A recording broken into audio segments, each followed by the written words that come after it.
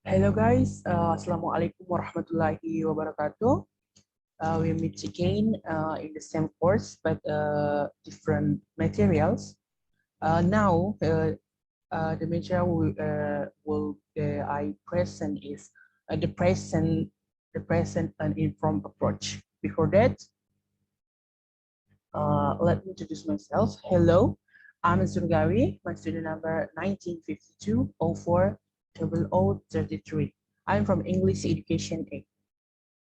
Okay, the next. Uh, Before that, I would like to tell you about the book. The title is A Teaching by Principle and Interactive Approach to Language Pedagogy, a second edition. The author is H. Douglas Brown from San Francisco, California, June 2000. Okay, the next is, these are the talking points. The first is introduction.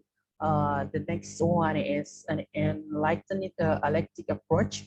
The next one is communicative language teaching. Okay, the first is introduction. By the end of the 1980s, the profession had learned some profound lesson from our past wanderings. We had amassed enough research on learning and teaching that we could formulate an integrated approach. And perhaps, ironically, the method that were such strong signposts of our century-old journey were no longer of great importance. Method as a unified cohesive finite set that design a future is now only minor attention. The focus in recent years has been on the development of classroom tasks and activity consonant with what we know about a second language acquisition. David Nunan sums it up nicely by saying that there never was and probably never will be a method for all. Okay, next is an enlightened elective approach. As an enlightened elective teacher, you think in a term of a number of possible methodological options at your disposal for tailoring the classes to particular context. Your approach or a rational for language learning and teaching takes a great importance. It is inspired by the interconnection of all your reading and observing and discussing and teaching. The way you understand the language learning approach might be relatively stable across months or years. But your approach to language pedagogy is not just a set of static principles set in stone. It is a dynamic composite of energies within you that change for should change if you are a growing a teacher. On the other hand, you might just surprise yourself at the intuition you already have about the foundation of teaching. Look at the following selected list of potential choice you have in designing a lesson on the basis of what you know so far about second language acquisition and the pedagogical process of thinking about. The first one is which side of a continuum of possibilities you would generally learn toward. The next one is why you would learn that way, and most important. The next one is what contextual variables might influence a change away from your general inclination. For example, the first item below asks you to choose between meaning and grammar for a focus. Okay, the next is certain classroom objectives and tasks might demand a focus on the grammar. Here is the list. The first is language classes should focus on meaning, grammar. The next one is student learn best by using plenty of. The first is analysis. The next is intuition. The next one is it is better for a student to. The first is think directly in the second language. The next is your use translation from the first language. The next one is language learners need. The first is immediate rewards. The second is long-term reward. The next one is with new language learners, a teacher needs to be. The first is tough and demanding. The next one is gentle and empathic. The next is a teacher. A feedback the student should be given. The first is frequently, infrequently, so as will develop autonomy. The last is communicative. A class should give special attention to. The first is accuracy and fluency.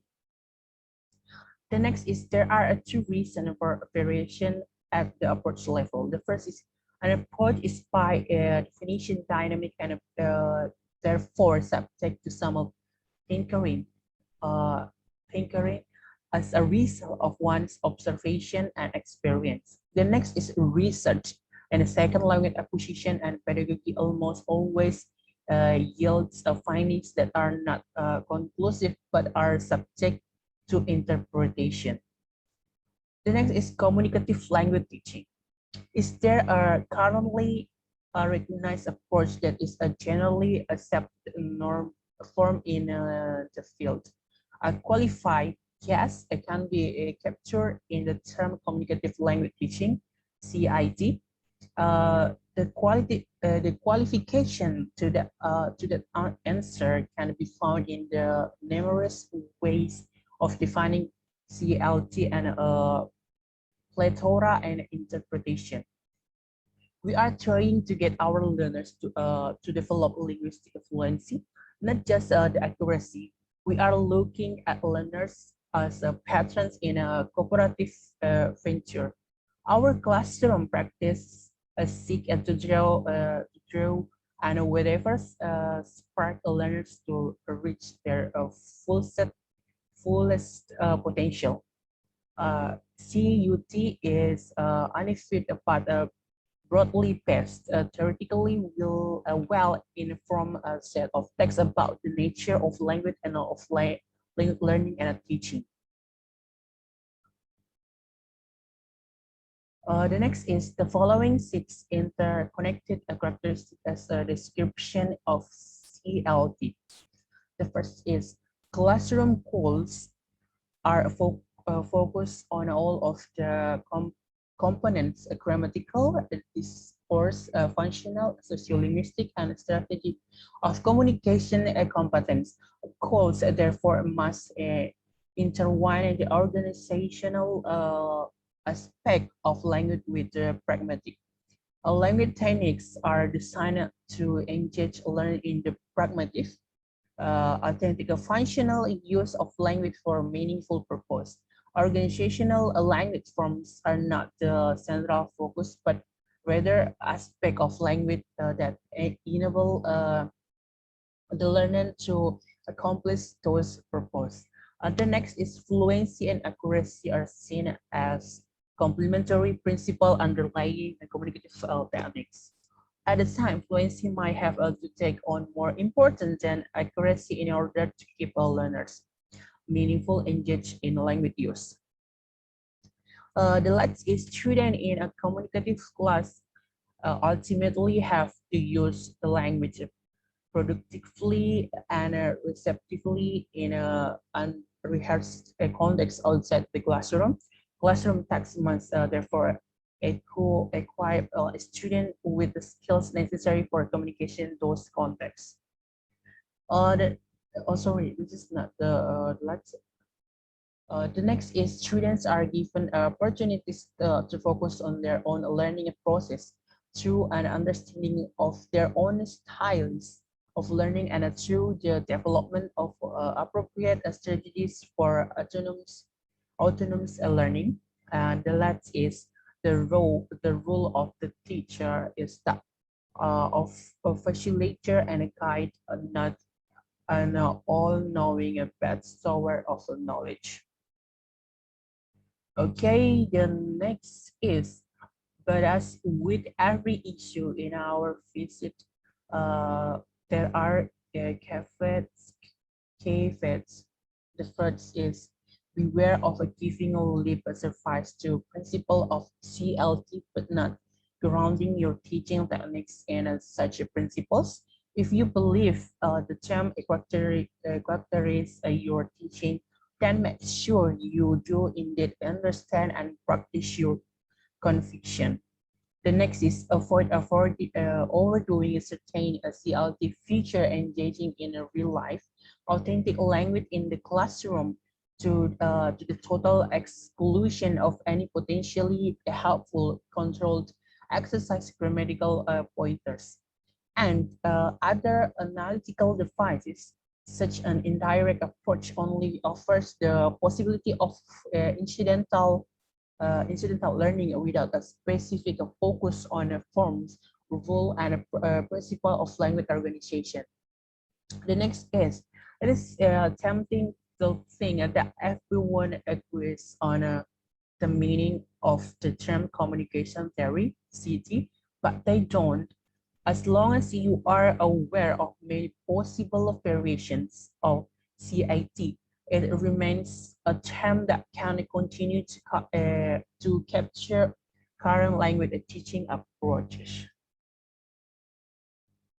The next is, in order to take that perspective, some dermatologizing is in order, hence a brief summary is appropriate. The first is learner-centered interaction. This term applies to curricula as well as to specific techniques. I can be contrasted with a teacher centered and has received various recent interpretation learner centered interaction. The next is cooperative and collaborative learning. A curriculum or classroom that is cooperative and therefore not competitive usually enforce the above centered characteristics. And the next is interactive learning. At the heart of current theories of communicative competence is the essentially interactive nature of communication. The next is world language education, one of the most popular terms currently sweeping through our profession. The next is content-based interaction. Content-based classroom might yield encourage in intrinsic motivation and empowerment. Students are focused on a subject matter that is important to their lives. Challenges range from demand for a whole new genre of textbooks to training of language teachers to teach concepts and a skill across disciplines, professions, and occupations. The next is task-based interaction. While there is a good deal of variation among experts on how to describe or define a task, with Peter Kehan's concept of task seems to capture the essentials. The next is two interconnected concepts are brought together in a world language. The first is the wholeness of language means that is not the sum of its dissectable and discrete parts. Research show that children being perceiving words, sentences, emotion, and intonation patterns well before a part. The second language teacher should help their student attend to such words and not yield to the temptation to build a language only from the bottom up. The next is a world language is perspective anchored in a vision of an equitable democratic. The first society